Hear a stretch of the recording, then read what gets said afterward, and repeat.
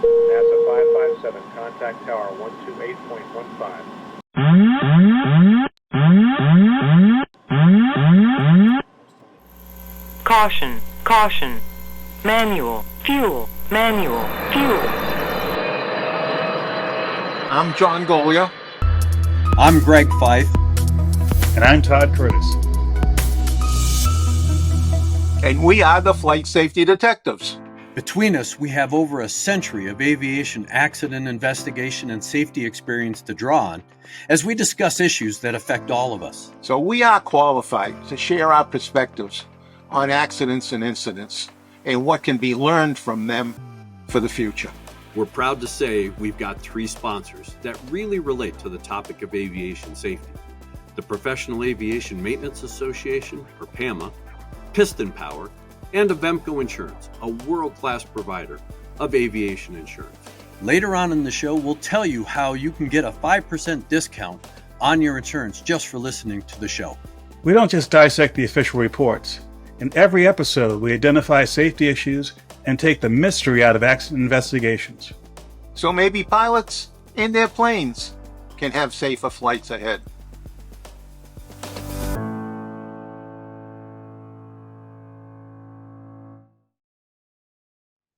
Well, hello, gentlemen. It is another episode of Flight Safety Detectives. Always good to see you. And of course, we are scattered around the countryside. We're going to be talking about an engine program and an engine problem on an airplane that I think you'll all find very interesting because it really segues into the need for a maintenance program on your aircraft, especially with the engines. We have an event from our friends at SANIPA, the organization down in Brazil that does investigation of accidents. And this was a single engine aircraft that had engine problems and landed short of the intended airport.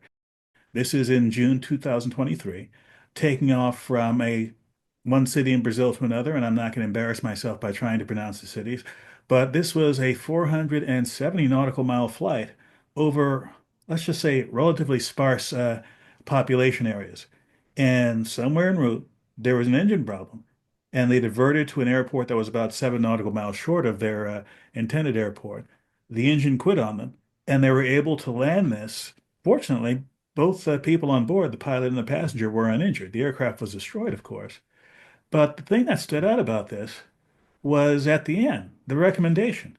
There was a recommendation here that I frankly had never seen before. They have this is done a little bit differently from the NTSB.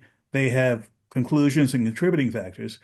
And the contributing factor, which is the strange thing, the absence of a trend monitoring program impaired that adequate assessment of the general conditions of the engines and its accessories could have prevented the occurrence of a failure that affected the fuel system components in flight. Bottom line, there were engine accessories that had issues, and those engine accessories caused the failure of the engine. But they're saying a trend monitoring system, program of some sort, might have helped them. And this was an aircraft that had had an overhaul of the engine.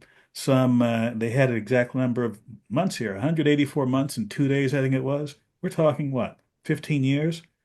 And the recommended time to do an overhaul, according to the manufacturer, was either 12 years or 1,700 hours, whichever occurred first. The 12 years had occurred, but there was only 1,400 hours that had accrued on this aircraft. This was so can you tell whether or not they're alluding to the fact that maybe they lost an engine-driven fuel pump or whatever, and it failed, and they're thinking There was a problem with an O-ring that looked like it was age-related from the pictures, and it was leaking. So I think what they meant when they said about the trend monitoring, this thing had to be dumping fuel for a while. Yeah. And if you were monitoring your fuel burn, you would have picked up the fact that you were putting more fuel on the airplane than you were burning. And, it would have identified itself earlier. It was obvious from the report that the Brazilian rules were not clear for the operator whether he had to do this overhaul at that time or the 1700. Was it, in his mind, was it either or the way we read the regulation is when you hit either one of those, you have to do it. Well, So- then that brings up a good point then for one of our sponsors, Piston Power, because you get on one of their programs, they do your trend monitoring for you. Yes. And when you hit that 14 years or 12 years, 144 months, you can take the engine in for an overhaul because they're going to, in their program, they're going to help you with the overhaul.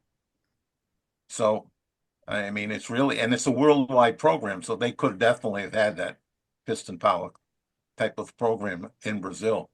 But that's neither here nor there. The fact is that the regulations were ambiguous enough that the operator could say, well, I don't want to do it in 144 months. I want to do it at 1,700 hours. And there's nothing that says that you should be looking at certain things if you're going to extend the time. So it was interesting little deficiency in the Brazilian rules. Now I'm sure that we had those same kind of inconsistencies here in the States years ago. You know, here we go again when we start comparing what we do here with a fully matured operation, you know, with our general aviation community being robust all the way back before the Second World War. And now you have a developing country that's just coming into it 50 or 60 years later, and they're doing growing pains that we've already experienced and passed by. Yeah. So it's hard to throw stones in their direction because they're still building their aviation system. We're going to take a short break now to meet one of Avemco's employees from their Frederick, Maryland office. Well, JT, I understand that you have years and years of experience in insurance business, but you're here for 2 years. Is that correct? A little over 2 years. Yes. Why did you come here? For a change of scenery, let's say. Been in the business and industry for a long time, P&C side, underwriting claims, everything, marketing. I've worked with some of these people in the past with a prior carrier, and thought it would be interesting, educational, something new I wanted to try and learn about. So I took the leap, and I love it. Absolutely love it. So what makes you an expert in aviation, since you're talking with pilots and trying to determine whether or not Avemco is going to insure them? All right. The pilots themselves have been my best teachers. Speaking with the pilots over the last 2+ years has been fantastic. It's such a great learning experience, learning curve for me. I've learned so much. We've done ground school. We've had CFI come in, give us hours of ground school, worked in the simulator, going to the flight shows, different things, Sunathon, Oshkosh, do the NAFI summit, things like that, talking to the folks down there. It's been an absolutely great learning experience and a pleasure for me. I enjoyed it immensely. So what's been really the most challenging element of this business now that you're on the aviation side? Learning the ins and outs of the planes. The underwriting side, I know how to underwrite. I get the information I need from people, but learning about the types of planes that we're insuring, that was the biggest learning curve. And I think I've got a pretty good grasp on that now from talking to the pilots and in-house education. So that was the biggest challenge, going from, say, commercial buildings to Cessnas or Pipers or something like that.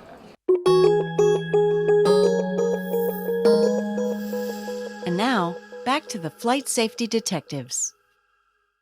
Let's talk about some aspects of this which are less questionable. The pilot was had a commercial and instrument rating at about 4,200 hours. The report was not clear as to whether or not this was an owner-operator who was intimately familiar with the aircraft or whether this pilot was just ferrying it from one point to another. But the pilot was in a rather challenging situation. Again, we're talking about straight line distance, about 450 or so nautical miles, which even under the best of circumstances might be a bit fatigue generating for a small single engine aircraft like this. And also, there are very few alternate airfields in this part of Brazil. And when this person did go to an alternate airfield, it was in a fairly a built-up area, and I'm going to flash a picture on the video version of this that shows the flight path of the aircraft. It was coming in for landing to a runway that was surrounded by residential areas. And my eyeball looking at the graphic here, I think the airplane could have made it all the way to the field, but it would have had to have flown over a residential area very close to the airport. I think the pilot wisely made a decision to make a sweeping right turn, landed in a park, hit a bunch of what they call bushes that were like 18 feet tall. I guess they grow them taller in Brazil, and had very little forward velocity when it pancaked in, broke off the wing, wrecked the empennage, but the fuselage was relatively undamaged and both people survived. So, tip of the hat to the skill of this pilot. But again, getting back to the question of here is a 53-year-old airplane flying in a part of Brazil, like many parts of Brazil, where you have long distances and few alternatives when you're flying. And I don't know the reason this person was flying or the amount of work that this person took to look at the airplane, but it begs the question, as a pilot, what's your responsibility when you're going to take an aircraft into a rather challenging situation like this, either over water or over wide tracts of desolate land?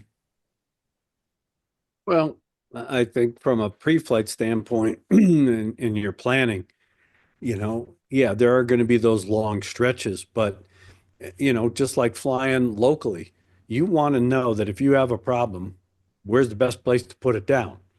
Whether that may be an airfield or an airport along your route that you can glide to based on, your altitude. But over a desolate area, okay, look at a map and look at Google Earth. This is what I keep preaching all the time now.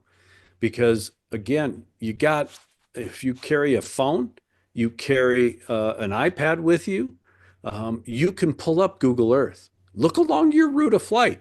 You may find that, yeah, you got 300 miles of freaking forest land or whatever, but there may be gaps in that forest, holes in the forest, if you will, that could be used as an alternative landing site.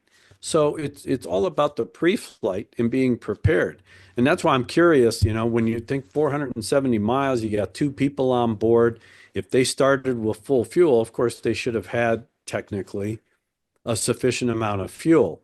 So did they run out? Well, John explained that, if they have a gasket or an O-ring that's failed in some sort and they're pumping fuel overboard, then yeah, I mean, who was monitoring fuel flow? And who was monitoring, time? Because, we're switching all the time. I mean, you're doing fuel performance, if you will. You should be doing fuel performance. And no, something's not right here. And like John said, do you have a high fuel flow? Is that why you're running through this gas? If you have your normal fuel flow, yet you're pumping a bunch overboard, and you're going through fuel, and it's like, well, I'm burning 15 gallons an hour. Why am I not, getting the endurance out of it? I mean, these are the things that you can't just, pass off, write off, ignore. You should be asking questions. It's complacency slipping in. The engine seems to be running good, and we just truck along. I'll tell you what, it is a boring flight. I actually flew for a couple of hours over that jungle, and it's just green. It's an ocean of green trees. There is virtually no breaks in it anywhere. It's amazing. I was in awe of all of it flying over it. But I had two engines too. That Yeah. helped. Yep. Getting And back a down little low, bit it was beautiful, but and you were going between two were- major cities too. You were going like between what, Sao Paulo and Brasilia? Yeah. Yeah, it's a long flight and it's over nothing. I can't remember seeing any open ground, any clearances. It probably was. I just don't remember seeing it. It was 20 years ago when I did that. Yeah. Well, I think it's a good accident to to bring up for the very reason that John's always preaching it at the end of the show about pre-flight planning. It's one thing to do a pre-flight on your aircraft, but you also have to give the same amount of attention to your planning, especially on these long cross-country flights.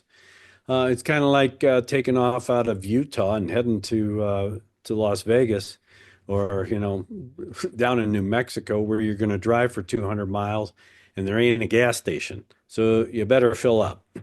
And if your fuel performance, isn't what you think it is, it's like, something's going on here. So, it's all about, again, thinking ahead, being prepared, and what's plan B? If you have to exercise plan B, what is plan B? It's real easy to just assume that, hey, I haven't had a problem in the past. Things are okay. I'm ready to go. The airplane's good to go. Let's go. Now, Next there's thing some you know, we talked about pre-flight planning, but before we did the show, Greg, you were talking to us about pre-purchase planning. That is, you're thinking of buying an airplane and buying into a program like Piston Power up front yep. means that if you, in the first 10 hours of flying your brand new, newly owned airplane, you find all sorts of issues, those issues might come into the contract and you won't have those surprises. And that's a good point. And I talked about this on previous shows that I'm buying a Turbo Arrow and it needs some work now. I'm finally going to be able to get the work done. But, and it's a great airplane. It's in great shape, low time. The engine's only got 200 hours since overhaul. But the problem is the airplane's been sitting for quite a long time. And while the airframe will definitely be airworthy, my big concern, of course, is the engine because it's been sitting so long and hasn't run.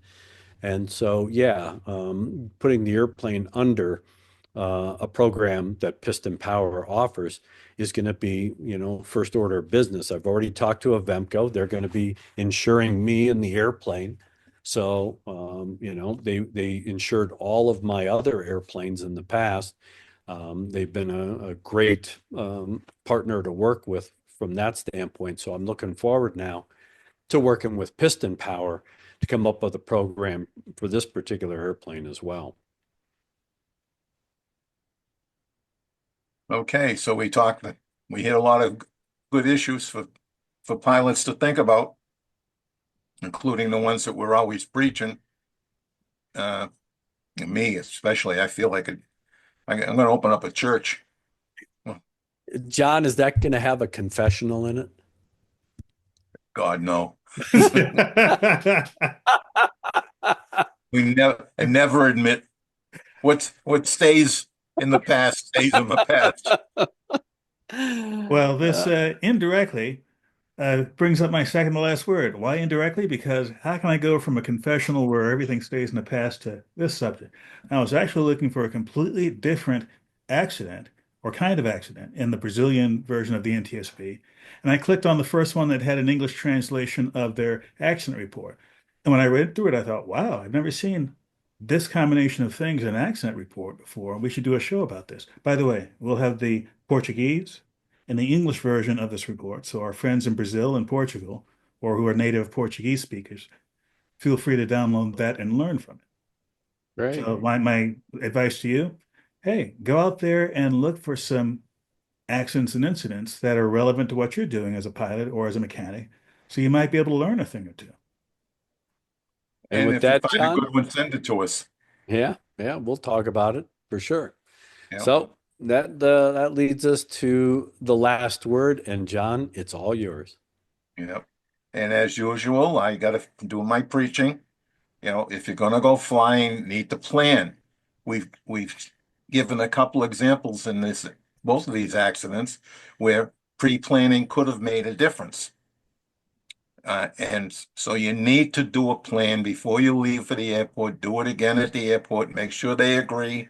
Take into all the different considerations, not just, the generic ones that you find in some of the manuals that deal with only the aviation piece of flying. You got to deal with, like Greg is just mentioning, the terrain between here and there, not just the weather between here and there.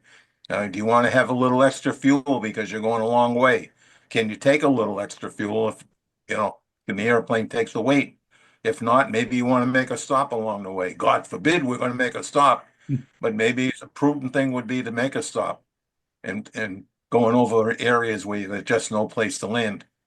Find a highway and maybe you get lucky, but make your own luck. Do pre-planning. And Greg and I talk about a number of the accidents that we've done where flight controls were disconnected. He talked about the wing that was loose because of wear in the attach points. I mean, those are all detectable on the ground. You know, I tell people all the time, touch your airplane, move your flight controls. If you got a low wing or even a high wing airplane, if you're tall enough, shake the hell out of it. See what it hear. All of a sudden you start hearing clunking, you're gonna be say, "Oh, what's that?" You know.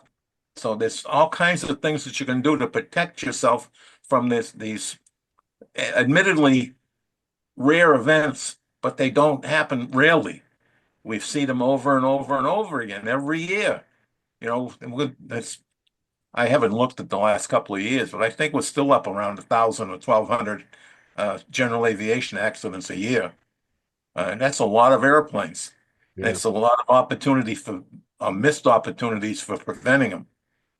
So pay attention. Pay attention. And especially when you get in the air, there is just so damn many new pilots out there. And as new pilots, going to make mistakes. I made them when I started. And you don't want to be part of it. And we just Yeah. had that collision with two airplanes in Arizona, an uncontrolled airport. Where were their heads? You know, well, it was one airplane that had the problem because he overtook the other one, came up from the back. But where were they? What were they looking at? So just please pay attention. Right? As Greg says, it's the little things. Pay attention and please fly safely. Thank you so much for listening to the show. We really value all of our listeners and subscribers. Our podcast gets ranked by you. So if you like this, give us 5 stars inside your podcast platform. We want to keep the conversation going with you. So we'd love for you to engage with us on our social media channels. We're on Instagram, X, Facebook, LinkedIn, and of course YouTube. You can email the show at flightsafetydetectives@gmail.com. By the way, if you're watching this on YouTube, we're working on growing this channel, and it really helps if you all comment. So please do that. We read them all. And be sure to subscribe. Not all aircraft insurance policies and premiums are the same. As the only direct writer in the market, Avemco never uses third-party insurance agents and instead connects you directly with an aviation underwriter in their Frederick, Maryland office, ready to solve problems and to approve coverage based on what you fly and how you fly it. Avemco provides lightning-fast quotes, competitive rates, and personalized policies that are easy to read and tailored to you. Call 888-879-0389 for your free quote, or visit avemco.com/flightsafety. Don't forget to tell them you're a listener of our podcast and save 5%. Premium credits are subject to underwriting guidelines, including Avemco recognized training and memberships.